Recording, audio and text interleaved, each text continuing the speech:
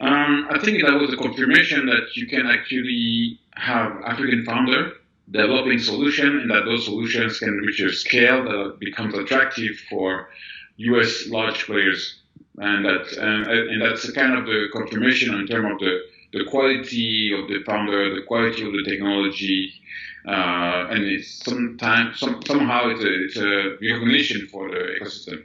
PayStack was a startup. Looking at the continent, we have power players in different regions, M-Pesa in East Africa, MTN in South Africa. What does this deal mean for them? What are the benefits of this Stripe deal? Well, I have to say that I had most of the feedback was very positive. I think that obviously the founders community was very proud and very excited about what it means, and also it's opening the door also for. It means that other actors in the US can also come and start engaging with African companies, and maybe we can have other exit happening. And therefore, we had this first feeling that we were very enthusiastic.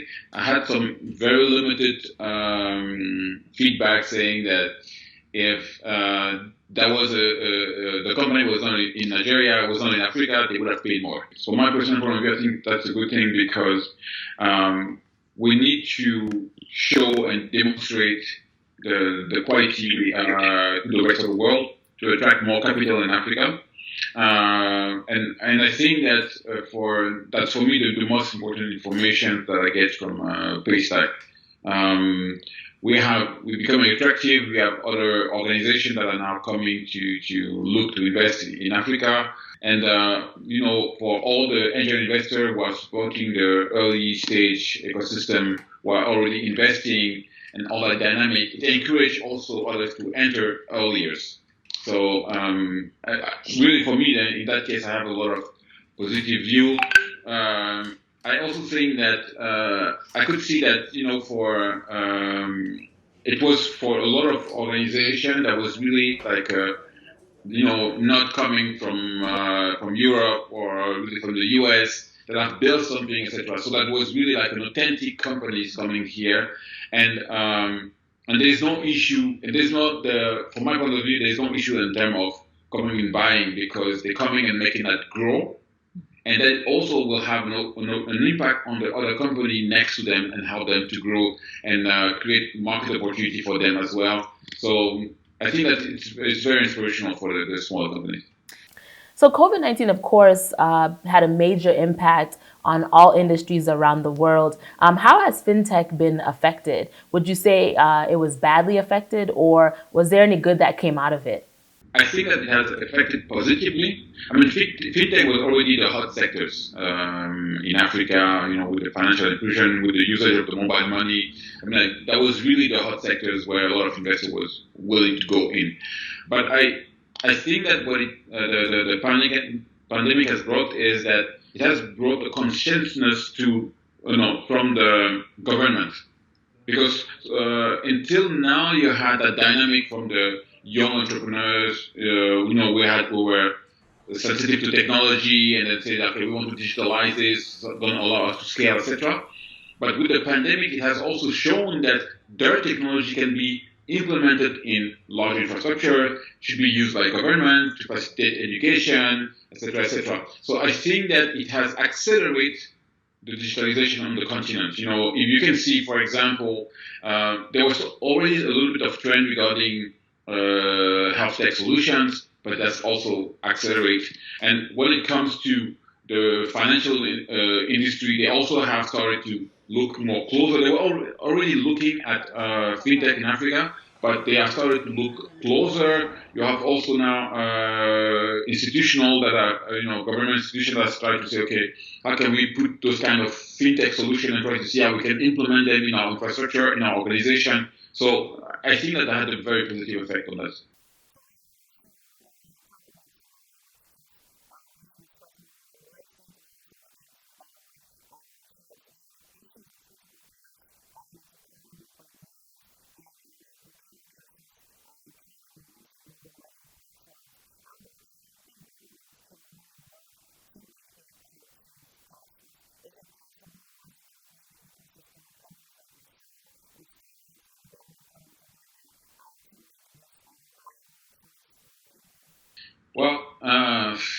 if the government can really follow up with what's happening, that is a tough one. But I think that there's actually in Africa transitions where you have more and more new leaders that are coming, who are taking place, who understand also that technology, and that are more open to it. So I think that it contributes to the momentum.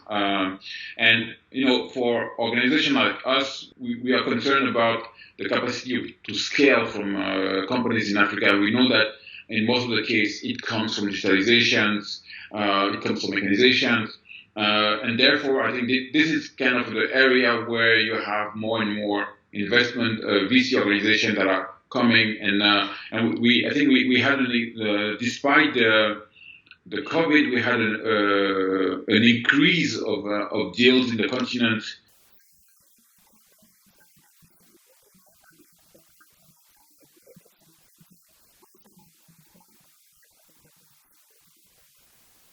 I don't know. I have to say that I think that the news from today is the Flutterwave, which is kind of the first unicorn, like a first real own African unicorn.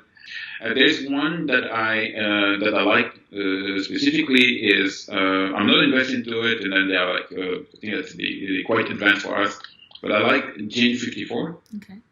Yeah, they're not in fintech, but it's interesting to see that you can have on a continent an organization that is using high technology, really concerned about how like it's not something very basic, it's very sophisticated.